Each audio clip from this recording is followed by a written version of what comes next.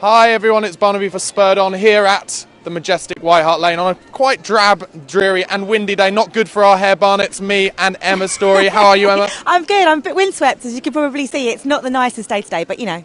We are windswept. This is our live team news reaction video, guys.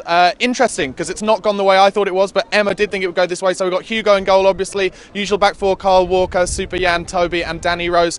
Eric Dyer and Ryan Mason has come in centre mid instead of the suspended Dele Alli. And then Christian Eriksen, Heung-min Son, and Harry Kane up front. And who am I missing? Moussa Dembele. Moussa Dembele, who we think is going to be pushed further forward. And Emma, you thought that's the right decision? I actually did think that's the right decision, and I think the key was in the fact when Dembele didn't travel to Azerbaijan, I can't even get the word out, on Thursday, I think that he was going to start today. There's obviously a query over Lamella's fitness as well. I think Poch was saying that he wasn't sure he was 100%. So, to be honest, we need all our players to be 100% today, in which case I don't want to take a chance with anyone. And I do think Dembele's performed really well in that sort of push forward 10 role, if that's the way it goes. Like, I know we've been debating about, will Mason be further forward, will Dembele be further forward? In truth, they can both do the role and they can both sit back, so maybe we'll see a bit more of this kind of switching around that Poch is such a fan of. Yes, total football like the old Ajax teams of the 70s, as none of you watching on YouTube will know about. Just because of age, we're just showing our age there. What I would say is, I thought I was here for the Everton game, which was 0-0. Ryan Mason played in that further forward role. I do think Dembele is good at doing that, but also I think he's kind of played absolutely outstandingly. Like, I've been talking about him as a £30 million player in that kind of taking it off Eric Dyer and just running past 4 or 5 people in midfield. If he's further up the pitch, will we miss some of that?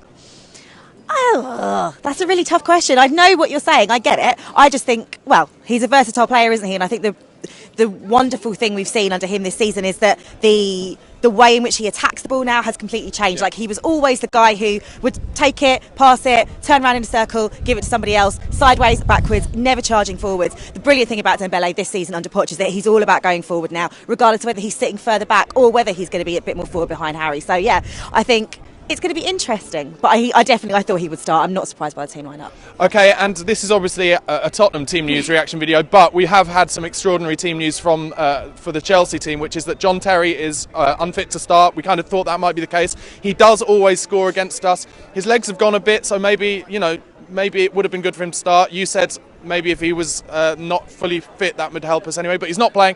And also, Diego Costa's been dropped presumably because of his little spat. He threw his toys out the pram in midweek. Now, I'm going to say this, Emma. Usually in these games, it's our best players who are missing out.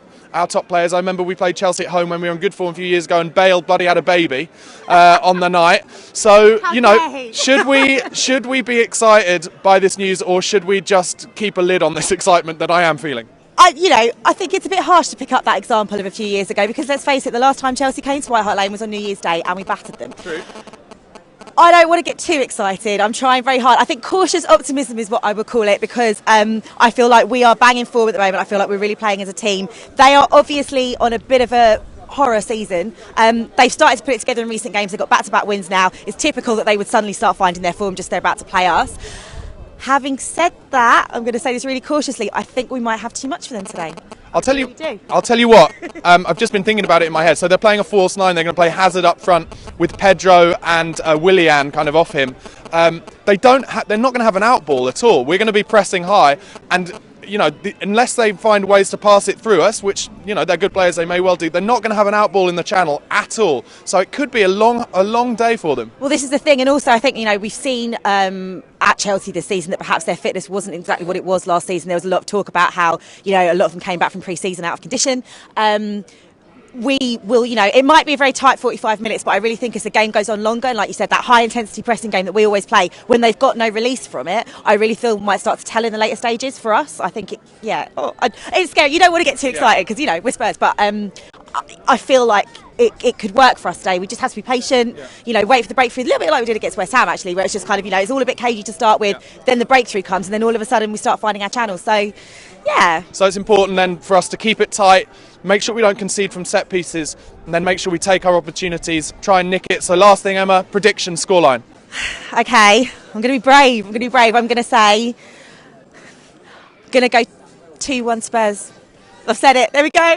So I was given stick by a friend of mine yesterday who watches the channel. He said that I always predict 2-1 Spurs. So today I'm going to predict 2-1 Spurs with Harry Kane and Christian Eriksen to score, which is pretty much what I always do. Guys, thanks for watching. Let us know what you think of the team news in the comment section below. Don't forget to subscribe to the channel on YouTube and follow us on Twitter @Spurred On TV. We'll see you after for the fan cams and the match review. Come on, you Spurs.